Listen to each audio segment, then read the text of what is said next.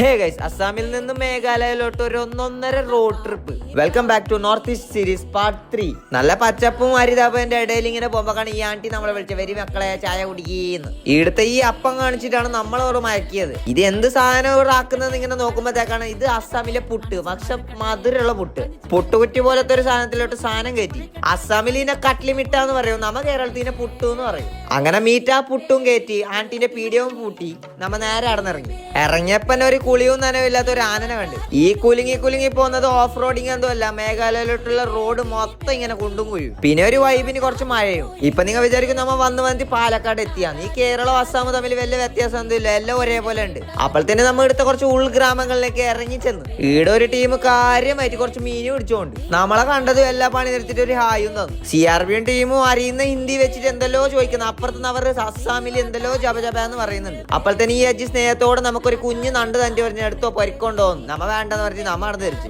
അങ്ങനെ ഞമ്മക്കാൻ ഒരു ഹോട്ടലിൽ കയറി ഒരു മേഘാലയ താലി അങ്ങ് ഓർഡർ ആക്കി. ഇവിടുത്തെ മീന് കഴിച്ചതിന്റെ ലുക്ക് കണ്ട് ആര് തിന്നല്ല, ആര് തിന്നിട്ടെങ്കിൽ CRB തിന്നു. അതാണ് CRB, അതാവണം CRB, അതായിരിക്കും CRB, അതാണ് നമ്മുടെ CRB. പിന്നെ പോർക്കും പപ്പടം കൂട്ടിയൊരു പൊടി. അപ്പോഴത്തേന് താലി കാലി. മേഘാലയ ബോർഡർ പാസ്സായത് നമ്മുടെ സ്വന്തം നാട്ടിലൊക്കെ കയറിയ ഒരു ഫീല്. കാരണം ഏടെ നോക്കിയാലും നമ്മളെ നാട്ടിലത്തെ പോലെ തന്നെ ഫുള്ള് കവുങ്ങ്, അതും എല്ലാം മലയുടെയും കുന്നിന്റെ ഇടയിൽ കവുങ്ങ്. അപ്പോഴത്തേന് മേഘാലയയിലെ റോങ്ജങ് മാർക്കറ്റിലേക്ക് നമ്മ എത്തി. ഈടെ നോക്കുമ്പോഴത്തേക്ക് കുറെ ഇലയും ചപ്പും കഞ്ചാവ് പോലത്തെ സാധനങ്ങളെല്ലാം റോഡ് സൈഡ് ഇട്ടിട്ട് തറമറ വിറ്റോണ്ട്. അപ്പോഴത്തേന് ഈ ചങ്ങയുടെ ആജാവോ തേങ്ങ എന്ന് പറയുന്നത് കേട്ടിട്ട് നമ്മ പോയത് തേങ്ങ ഉണ്ട്. ഈ അണ്ടി പോലത്തെ സാധനത്തിന്റെ പേരാണ് ഇവിടെ തേങ്ങ. തേങ്ങ തിന്നപ്പോ മനസ്സിലായി ഇത് തേങ്ങ മാങ്ങ എന്തോ അല്ല, ഇത് നമ്മളെ നാട്ടിലത്തെ ബിംബുളിനെ ഇവിടെ തേങ്ങ എന്ന് വിളിക്കുന്നത്, അത്ര തന്നെ. തേങ്ങ തിന്നിട്ട് ഡോക്ടറുടെ പാറാനെ നോക്കിക്കൊണ്ട് എന്ത് കഥ ഇത്, പെട്രോൾ എല്ലാം ഇവിടെ മത്തി വിൽക്കുന്ന പോലെ വിറ്റോണ്ട്.